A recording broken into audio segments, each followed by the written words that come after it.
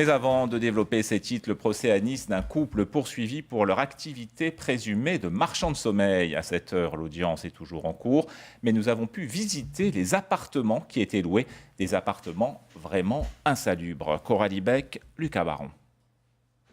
L'espace est exigu. Abdelkrim Zetouni vit dans une dizaine de mètres carrés depuis plus de 30 ans.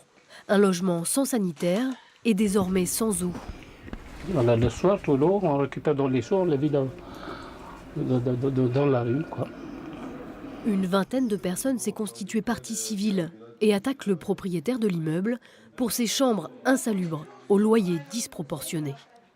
On a payé 450 € par mois. Et il n'y en a pas de l'eau, il n'y en a pas d'électricité, il n'y a rien.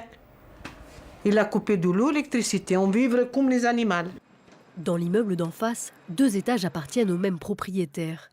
L'état s'est dégradé depuis le début de la procédure.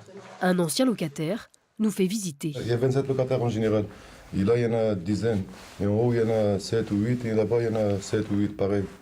Aujourd'hui, les plaignants veulent être reconnus comme victimes d'escroquerie. Le propriétaire comparé pour plusieurs chefs d'accusation, dont la soumission de plusieurs personnes vulnérables ou dépendantes à des conditions d'hébergement indignes.